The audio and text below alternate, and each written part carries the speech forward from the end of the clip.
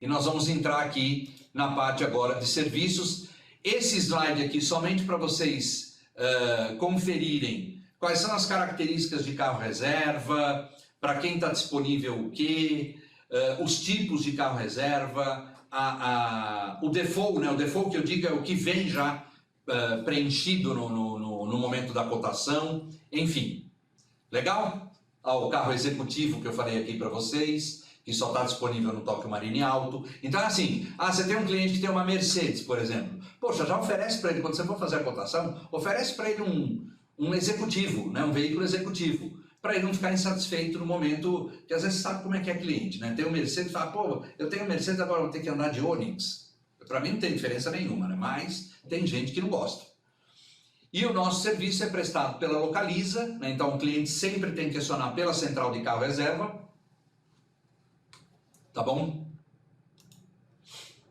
Aqui, ó, diferenças.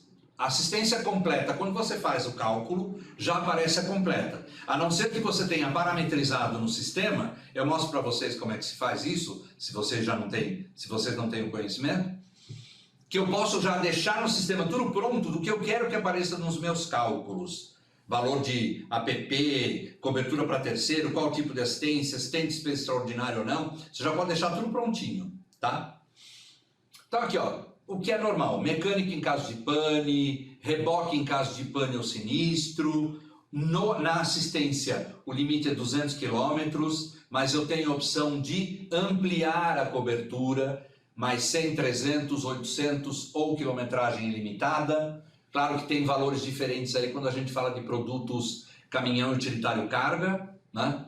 Tem um meio de transporte para retorno ao domicílio, o veículo ficou lá em determinada cidade para consertar, então nós vamos trazer o segurado, e óbvio, quem estava com ele no veículo, de volta para o domicílio do segurado, tá, gente? Recuperação, quando eu falo domicílio, é a cidade de domicílio do segurado. Recuperação do veículo. Olha, esse carro ficou pronto, então vamos pegar o segurado lá na cidade dele e levar lá no local onde o veículo ficou para conserto. Chaveiro, hospedagem alternativa. Então vamos imaginar, o carro lá quebrou ou houve um sinistro, né? Vamos imaginar mais numa situação de pane, né? Sinistro é um pouco mais complicado. A pane, o veículo vai ficar lá numa oficina. Mas olha, no dia seguinte ele está pronto. Poxa, eu posso oferecer uma hospedagem alternativa para esse cliente, ao invés de trazer ele de volta para casa e ele seguir viagem, né? Troca de pneus e pane seca, né? A pane seca é falta de combustível, então nós vamos colocar o carro numa plataforma e levar até o posto mais próximo. Lembrando, o Código de Trânsito não permite a circulação de combustível mais em saquinho, mas eu já vi na rua. Então, se você viu, é ilegal. Eu, como seguradora, não posso fazer isso, porque eu posso ser multada, autuada e com multas pesadíssimas, tá? Troca de pneus é a mesma coisa. Às vezes eu vou identificar que o cliente está à noite num local ermo e ele quer uma troca de pneus. Eu vou falar para ele, olha, é melhor eu mandar uma plataforma e eu te levo até uma borracharia para você arrumar o pneu ou até tua casa, porque o local que você está é um local meio perigoso. Então pode acontecer uma situação dessa? Pode falar para o cliente, olha, não fica assustado. Mas por quê? Porque a gente vai procurar entender qual é a situação para ver qual é o melhor tipo de assistência que eu vou oferecer, tá bom? E aí ele tem a VIP, que ele pode contratar. E já dou uma dica aqui, tá, gente? A diferença de uma para outra não é tão grande assim em relação de custo, tá? Então, todos os serviços que eu tenho aqui na completa e mais, na VIP amplia para 5 utilizações por ano, né, por vigência. Só que aqui eu tenho o segundo guincho no mesmo evento. O que acontece? Meu carro quebrou, eu não quero levar para a oficina hoje, vou levar amanhã. Esse segundo guincho eu não tenho direito, beleza? Óbvio. Mas e se foi à noite e não tem para onde levar o carro? Aí é diferente, né? Aí nós vamos orientar o cliente, ó, nós vamos levar para sua casa, como o guincheiro não tem pátio, não tem oficina para levar, enfim, mesmo que seja durante o dia. Então nós vamos levar no dia seguinte, só que aí já é orientado para o cliente. Na VIP, eu não tenho essa preocupação. Se hoje eu não estou afim de levar o carro, vou levar amanhã, amanhã eu ligo de novo e solicito o segundo guincho. Aqui tem 2 dias de carro reserva para pane, como me foi perguntado, né, na VIP. Serviço de leve e trás do carro reserva também aqui na VIP, é bem legal isso. Motorista substituto, inclusive nos casos de lei seca. Tá? Então você sai, pode ligar aí pro... Óbvio, né, gente? Também tem que ter aquele bom senso, porque uma vez comentaram comigo, eu acionei, mas ia levar 1h30 para chegar. Só que era 3 horas da manhã, né, um ponto de bares, restaurantes, é óbvio que vai demorar um pouco, porque as pessoas não estão disponíveis, né? Sentado na sala de casa esperando que alguém ligue para ter um motorista substituto. Lógico que eu exagerei no exemplo, mas pode acontecer. Despachante é um serviço aqui de assessoria de despachante, né? Para orientar o cliente com relação a documentações do veículo, eventualmente ele teve uma PT e tem que preparar a documentação para entregar na seguradora, ele tem alguma dúvida, então tem aí uma assessoria que ele não vai pagar por essa assessoria. É por telefone, tá, gente? Lavagem e higienização quando o veículo se envolver em enchentes. Ah, Delei, mas quando o veículo fica na enchente não é perda total? Não necessariamente. Perda total é quando ele atinge a linha de cintura do veículo, né? A cintura do veículo é o quê? Vidros. Quando atingiu a parte de vidros, já molhou o painel, molhou todos os componentes eletrônicos, enfim, tudo boiando literalmente. Normalmente, essa situação caracteriza danos acima de 75% e normalmente a seguradora paga PT. Agora, aqui, molhou o carpete, um pouco o banco, etc. Dá para fazer um serviço de lavagem e higienização, então nós vamos utilizar esse aqui que está na VIP. Com um detalhe, gente, ele vai acionar, ele tem que acionar no máximo até 72 horas da ocorrência do evento, porque senão depois fica difícil para fazer o serviço, ok? Assistência residencial, pessoa física, inclusive linha branca, né?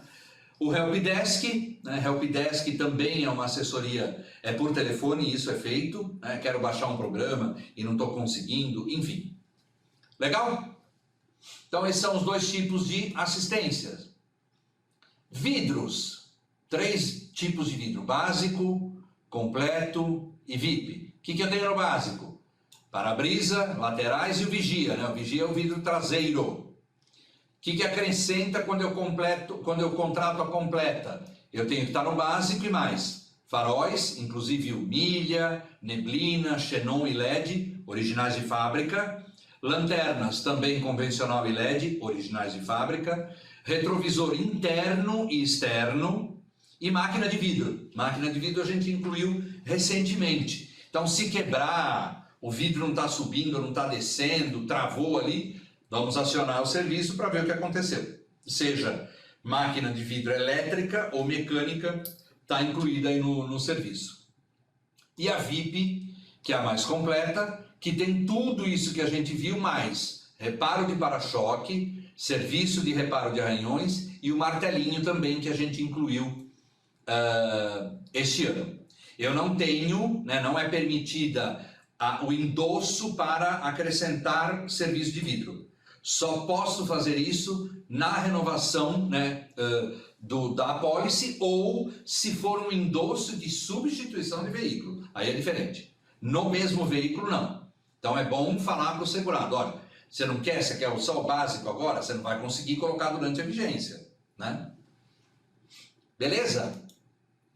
O que eu quero chamar mais a atenção de vocês aqui é com relação a esse serviço aqui da VIP, né? Que é, logicamente, uma utilização por vigência para cada um deles, tá, gente? Não é uma única para todos. E aí, o serviço de reparo de arranhões, por exemplo, você tem até um vídeo lá para quem quiser ver no YouTube, coloca lá SRA Autoglass, que você vê o vídeo desse passo a passo aqui que eu tenho. Primeira coisa, nós vamos identificar a profundidade do arranhão para ver se dá para fazer o serviço. Aí aplicar o composto na cor do veículo, faz o polimento ali, que é o terceiro passo, que aí funde o produto à pintura, e um último polimento, que é o 4º passo. Por que identificar a profundidade do risco? Se for um risco que atingiu o primer, né? Primer é a primeira camada na pintura veicular, automotiva. É primer, pintura, né, que dá a cor, e o verniz. Se atingir o primer, não dá para fazer esse serviço. Ele não vai cobrir. porque é muito profundo. Aí tem que ser um serviço de funilaria. Tem que meio que lixar ali a parte, aplicar massa e pintar novamente. Ok? Então, não é para o cliente ficar insatisfeito. Ele vai ficar mais insatisfeito ainda se eu fizer e ficar ruim, né? Então, nessa situação, a Autoglass já indica para o cliente, olha, esse risco é um risco muito profundo que não dá para fazer esse serviço. Beleza? O serviço de reparo de para-choque. Isso aqui é para aquele tipo de sinistro que não atinge o valor da franquia, né, gente? Então, você tem aqui ó, um para-choque deformado, um perfurado e um trincado. Esse deformado aqui normalmente é feito o quê? Aquece aí o local do amassado, dá uma polida e vida que segue, tá? Bonitinho. Nem arranhão ele teve, ó, só foi um amassadinho. Agora, esse aqui perfurado ou trincado, normalmente vai ser feito o quê? Um trabalho de funilaria e aqui nessa situação vai ser necessário pintar o para-choque. Quando for necessário pintar o para-choque, o cliente paga uma franquia, em média 90, 100 reais. Tá? Mas é muito mais barato do que se ele fosse levar para fazer o serviço, que esse tipo de serviço para ele sairia em torno de 300, 400 reais. Estou falando do preço aqui de São Paulo, tá, gente? Ok? Eu não tenho noção aí do Brasil todo. Legal? Ah, então aqui só o complemento, né, disso que eu acabei de dizer. As franquias, esse tipo de franquia aqui, eu vou mostrar para vocês já na cotação, aonde que você consegue enxergar, cada um deles tem um tipo de franquia, ok? Ah, por que não vem o valor? Porque não é fixo. Eu posso ter um valor de um farol de um Onix e um farol de um Volvo XC60, por exemplo. Qual que vai ficar mais caro? Óbvio que do Volvo. Para vocês, do Volvo eu tenho noção, só para falar para vocês. Que recentemente eu fiz um treinamento e um corretor comentou comigo. O cliente, quando ele viu a franquia, ele se assustou. Porque a franquia do farol, né, no serviço aqui de vidros, do farol dianteiro do carro ficou, se não me falha a memória, R$ 6.800. Que absurdo. Quanto custa o farol do carro? R$ 39.000. Só para vocês terem uma ideia. Modelo, lógico, modelo mais novo, né? 2019, modelo 0. Porque são aqueles... É xenon com LED, com não sei o que, e ele tem toda uma característica diferenciada, tem um LED no meio do farol. É caro pra caramba, né? E aí, claro, óbvio, né? Do Onix vai ficar, sei lá, 300 e o do carro condizente com o valor. E de cada um deles, então, né? No serviço de reparo de arranhões, é R$ 50 para a primeira peça e 10 para as demais. Então, se eu tiver uma lateral inteira arranhada, para-lama, porta, para-lama, eu vou gastar R$ 80, né? 50 da primeira e 10 para cada uma das demais. Aqui, dando um exemplo, tá, gente? É possível, isso aqui sempre foi, essa dona logomarca aqui, ó, sempre foi uma briga eterna entre clientes, seguradoras, montadoras, os corretores também que ficavam insatisfeitos porque o cliente queria, mas não tinha. E aí o que acontece? As montadoras nunca permitiram a venda, né, de um produto que tem a logomarca dela, que é o que ela fala que é a peça genuína, que fosse comercializada aqui, por exemplo, pela Autoglass. A Autoglass hoje é a maior distribuidora de vidros automotivos da América Latina, para vocês terem uma ideia. E aí o cliente, quando botava o vidro, isso na troca, tá, gente? Não no reparo. Ele ia ver, não tinha logomarca, aí o cara ficava pé da vida, né? Ah, porque não tem a logomarca, não é original. Original, que é aquela genuína, não.